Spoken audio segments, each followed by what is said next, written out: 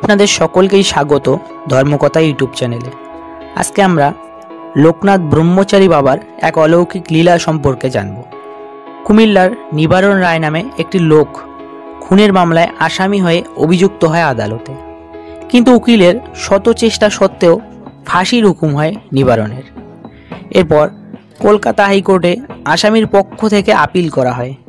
বড় বড় আইনজীবী যথাসাধ্য চেষ্টা করেও আশা ছেড়ে দিয়েছিলেন, আর সময় নেই, পরের দিন হাইকোর্টের রায় হবে। নিবারণ তখন বদ্ধ কারাগারে অবধারিত মৃত্যুর প্রহর গুনতে থাকে। আসন্ন মৃত্যুর কালছায়া ঘনিয়ে ওঠে তার চোখে মুখে।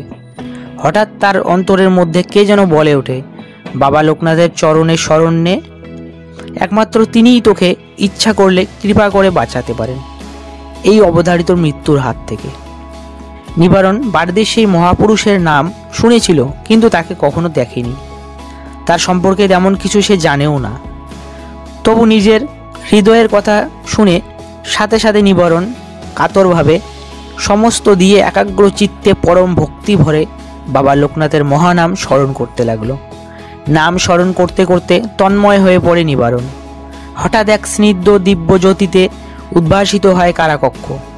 নিবারণ দেখতে পেল জটাজুটধারী জ্যোতির্ময় এক সন্ন্যাসী কারাগারের লোহার বন্ধ দরজা ভেদ করে ভিতরে প্রবেশ করলেন।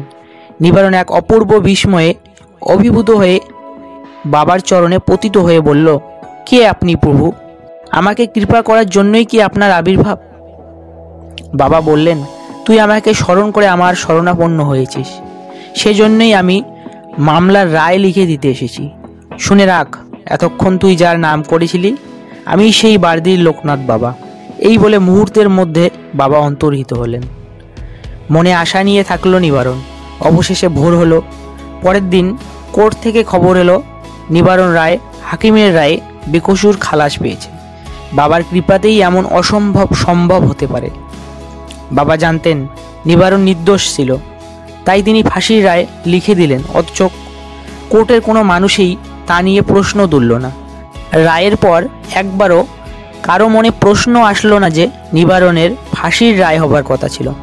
কিন্তু পরম শক্তিধর বাবা লোকনাথ রাতারাতি রায় বদলে দিলেন।